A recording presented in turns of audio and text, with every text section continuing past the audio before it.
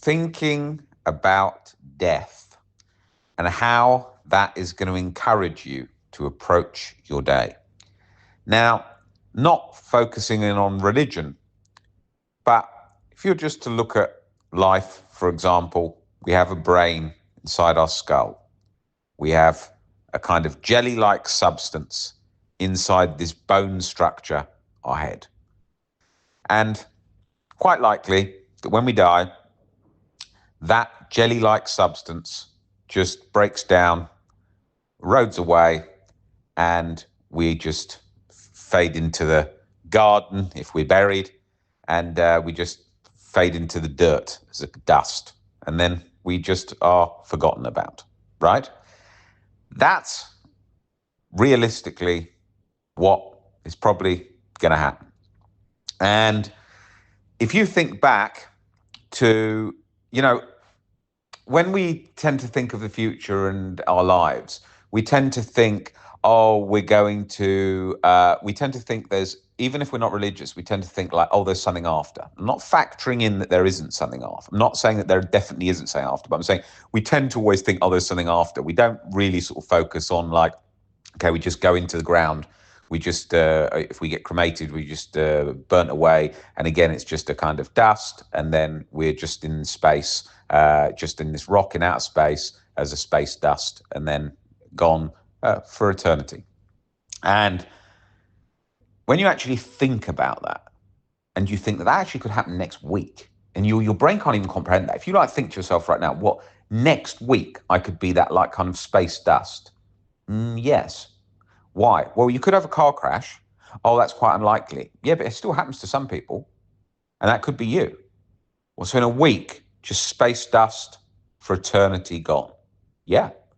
So then when you really think like that, and whenever I go to funerals, I was at a cremation in the crematorium, and I was watching the coffin go in, and then it was burning away, and then I just thought, that's the end of that person's life. I knew them for a very long time, gone.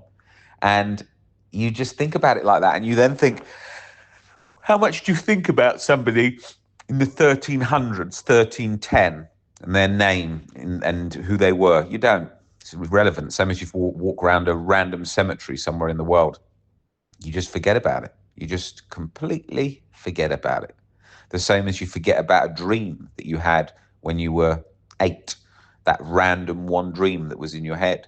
Your past self is dead. That's a good thing to remember. Like, all your childhood's gone for all in forever. You're never going to be a child again. You're never going to experience those things as a child again. It feels close, like it just happened. It's a part of you. Yeah, but it's gone. It's dead. That whole you is dead. Like when people often talk about inner child, yes, I'm the developed version of the past, but I'm not the child. The child died. It's gone. That's not in existence. There is no child there anymore.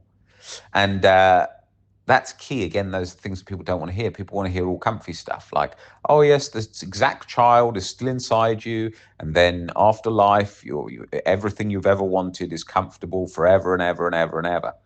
Well, chances are, might not be. And when you're dead, it then creates an urgency, because then there's nothing you see that you worry about, because you think, I should do this or do this with my business or my relationship. Why does it matter? You're going to be dead for all eternity. You might as well go for it. Like anything you're scared of, or you like, I genuinely think all the time, like anything I want to do within reason, any risks or whatever, screw it. What's the worst going to happen? I'm going to be dust for all eternity. Might as well go for it. And then you have that real urgency of freedom, and it makes a big difference. And I used that in many areas of my life, starting when I was young, 18, 19, or a bit older than that, when I started thinking about these things just lightly. Like with the dating sort of thing, is like, worst that someone can say is no. Why don't you start talking to girls in the street, and all kinds of things like that. And then that really improved dating options. And that was very enjoyable. I mean, those are things, again, that humans don't really like to talk about, because humans like to keep everything very boxed in, right? They like to think like, okay, I go to work, I have my food, I raise my family, I go to bed, we book our holiday, we do that. There's a rigid safety there, which, although it was all very good, but the reality is, like, if you actually just think of what humans want and just say them bluntly straight out, this is what humans want. They usually want good food, good relationships, good sex, good holidays, good experiences. They want that, right? All of that is fine, right? And to get that, you've got to push yourself out there a bit. People think like, oh, things should just come along comfortably, especially with the era of dating apps and so on. It's like, you don't realize there's a million billion other people trying to do things just as comfortably as you. So if you take it outside the box, then you start going on a different path. It's like, you know, when I built what is OCD recovery today, and now there's tens of thousands, if not 100,000 of people through all the social media and all the groups and everything. And when I think of that, that was a path that was just sort of created through my mind, and inspiration and things like that, and then it came into be. That wasn't a path of just comfortable. Comfortable was not that. Comfortable was not even work with OCD for me, right? Because I didn't even want anyone to know about OCD. Yeah, and I also knew that it was going to mean me putting my face out there and being connected to OCD, and I didn't really want that. I just thought, oh, it's going to be a lot of drama. And don't get me wrong, working with OCD is a lot of drama. Like most people who work with OCD are like, oh yeah, I'd love to work with OCD because I was stuck for so long. It'd be great. It's like, yeah, you don't realize how difficult the habits and skills are that you've got to have, right? Because you're dealing with people asking you reassurance all day long, all day long, all day long, all day long. Very difficult, challenging circumstances and very difficult, challenging personalities. Everyone on the team that's here is working very, very hard with people all around the world, and it's very, very stressful. So all these things in life, all these journeys aren't like you plan out, but it's these sort of paths that we carve out in life. It's like if you want to have a relationship with someone who lives abroad that you love or whatever, you've got to carve that path out and make it work. But oh, long distance relationships doesn't work. Yeah, it can work for you. You know, loads of things can be like that. People don't like to think that. They always like to say, no, but I just want comfortable. I just want what's in the norm.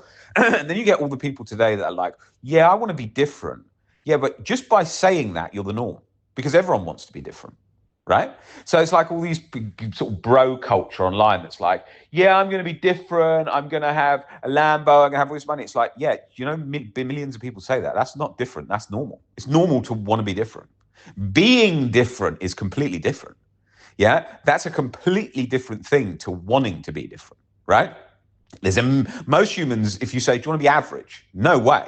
But by the fact that most humans are average, most humans earn about the same money, they have about the same relationships, they travel to about the same places, most humans are within a sort of band of average, right? And to not be that involves being very different. And then people say like, oh, I'm so unique, I'm so different. Yeah, but then there's a lot of people that say that who are also very average, because just being out there it doesn't constitute much. So therefore there's a lot of people just being out there, and then that becomes average. So you've really got to really be different takes a lot of thinking and problem solving and adapting and forming a path. And it doesn't have to be in career, it can be in anything, right? It might just be that you're somebody who loves reading and reading in your garden by a tree and writing poetry or whatever. That's probably going to be quite different because not everyone does that, right? But the goal is like, I don't think, oh, I need to be different. I just do what I need to do, which is good for me. And I won't always have the same path, right? Maybe one day I will retire. Maybe one day I will do something different. You can't say. You can never say, right? Because life is like that. I doubt that very much with me, because my whole life's mission has been bringing OCD out the dark. So for those things to happen, one, I'm not a big fan of retirement at all. I kind of think of it, view it as a kind of death thing almost. I think it's not really the best way to look at outlook for life, but it works for a lot of people, and I see it work very well for a lot of people depending on their work circumstance. But in a lot of cases for myself, I think, no, I don't really believe in retirement. And then for me to want to do something else where it's been my whole life's work, and, you know, I have had other careers in the past that I very much enjoyed at different chapters of my life. Like I owned a gym for many years, and I really enjoyed that when I was hugely into fitness and weight training. So yeah, I don't see that changing at all. But life can take all kinds of directions and changes. And especially when you're young, you know, I'm near 40 now, it's a little bit different. But when you're young, you're really carving out a path for yourself and thinking of which ways you're going. And like I just highlight there, it's not career-wise, just career-wise. It's how you pick your relationships, how you want to be, right? People often view themselves as like the argumentative type, the one who's always right, the one who's calm, the one who doesn't speak up. Yeah, but that doesn't have to be set, you know? Like I'm quite a sort of, I would say, quite a sort of personality, right? In terms of how I am. Yeah, I'm not sort of quiet and shy, but I'm also go between two, right? I'm somebody who can be a sort of extrovert personality, but I'm also spend long periods not talking much at all, right? And very much just focused in the work I do and spending time on my own for long periods. I'll often go weeks with speaking to very few people, right? And if you said to me now, Robert, how would you feel about going away for 6 months, not seeing any humans at all, and just writing and maybe just having contact by phone? That would bother me not in the slightest. Wouldn't matter if it was a year, right? I'm very, very content being on my own, able to think, to come up with ideas, put pen to paper, think about that. I like being in that way. And even if it wasn't to do with work and it's just on my own doing that and just experiencing life on my own, I very much like that. I very much like that experience. But then I like relationships and interacting with people too. But I can do both. Like I said, I go through long periods of time not speaking to that many people, and then I go through periods of time speaking to people a lot. So it's a mixture. So I'm not a personality who likes to be around lots of people all the time. I'm a personality who likes to do lots of time on own as well as be around people. And again, that doesn't pigeonhole me in a box, which we try and put ourselves in. Oh, I'm a this kind of person. Oh, I'm a that kind of person. That is not reality. Certainly for me, that isn't the case. So I think you've really got to just think about the direction that your life takes in terms of things that you're avoiding, right? If it's dating and not using dating apps or not asking people out. I've never really used dating apps. I went on 1 or 2 dates on dating apps. I found it frustrating that technology was dictating my relationship situation. And I just couldn't be bothered with the text back and forth like this, that, and then there was some witty joke back and forth having to be in an algorithm. I just thought, fuck this, I can't bother with that. But I went on these 2 dates. They were all right, but I could have met those 2 dates anywhere else. Yeah. So for me, it didn't really matter. I mean, I always found just talking to people worked very well for me, like in terms of it will work well for anyone if you can just get yourself into a position of not being scared to talk to people. And you realize, like, if in an average day, if you wanted to meet quite a lot of people, you can, but just people don't talk to enough people. They avoid people because the phone and the apps will teach you to avoid. But like realistically, if you just think about your day, what you do, right? You get on a bus, you go maybe go to a cafe for some lunch or whatever. Then you take a public transport home. Then you go to a gym. All those situations, you can talk to someone very easily. Just sit down on the bus, talk to the person next to you, talk to the person. People will say, "Oh yeah, but you'll come across as weird." Yeah, but you've got to get over that fear. If somebody, like, people think, yeah, but then everyone's going to think you're weird and not be interested. Let me put this straight. Men and women, 99% of the time, apart from when they're in a relationship, and that's not even true because when they're in a relationship, they're often looking for a partner as well, are pretty much open all the time to seeing are there other opportunities out there, right? So everybody is thinking about it to some degree, right? If you're in a relationship completely in love, it's the last thing in your mind, right? But even if someone's then quite interesting, it still goes through your mind. So you think that on all those situations, everyone's gonna think you're weird. Yeah, okay, someone's gonna think you're weird, but a lot of them aren't gonna think that. And a lot of them are gonna be interested in going out with you, right? And so then you think about it, well, wait a minute, if I was talking to people in that situation, that situation, that situation, that situation, you realize that it's actually not that difficult to talk to people when you actually get talking to them. Most humans can talk quite well. Like if you just sit on a dinner in an empty apartment, me and you, and we just talk about anything that you're interested in, you're going to be able to talk. It's the fear of being weird and all that kind of stuff, right? Whereas in reality, if you just put yourself in those situations and get talking, you're all right. But people don't put themselves in those situations and get talking. People avoid it. So for me, a lot of technology I'm not a fan of. So dating apps, as soon as they came in, everyone was like to me, all friends of mine, guys were all like, oh, this is amazing. I've got all these dates set up. Oh, it's so easy and stuff. And I just thought, It's an algorithm. Everyone's competing for the same thing in an algorithm dictating, oh, you can have one partner. Algorithm says, here's your match. Oh, algorithm says, yeah. And I thought, I don't want algorithm dictating who I go out with. I can go out on the street and talk to people. And then I thought, most people aren't going to do that. So I'm going to have an advantage because most people are so scared to talk. Therefore, I have an advantage. And then 9 times out of 10, talking to people and like that, most people do want to meet you, right? So when you start doing those things, right, when you actually talk to people, and this doesn't matter, this doesn't have to do with being good looking, witty, smart. Even if you're not, if you don't view yourself as very attractive and you're not very confident, most people aren't going to shun you. Most people are going to want to talk to you for a bit just to hear a conversation, and they do that, right? Like, all right, a lot of people might not as well, but there's a good chance that some are going to want to talk, right? And so you just get conversation going for the sake of it, which develops the skills. And then once you develop the skills of not being scared of being rejected and so on, then life starts improving, you become more confident and things like that. And then you think about it, right? Think of all the people in your life that you've had conversation with in your whole life. Have all of them been attractive? I'm not talking about dating, I'm talking about conversation.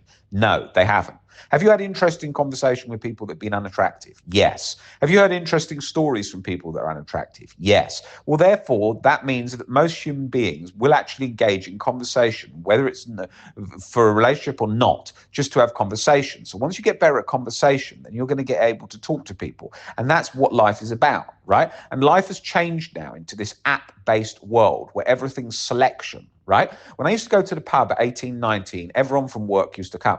Not everyone was attractive. Not everyone was people that I wanted to talk to, but we all got along and had a pint, right? But now with apps, people go home and they select who they want and who's their political views and who's that. It's like people who cut out people because of political views. I don't do that, right? There are some people that I find annoying because of their political views, but I don't get rid of all my friends like that because they've all got different views, right? So you have got to think, I want to just engage more in life, plug yourself into life more. If you spend more time at home avoiding life, you're not plugged in. Even if you're in bed, you're in a hospital, you feel ill, you feel sick. If you talk to someone in the hospital, you feel a little bit better because you talk to them.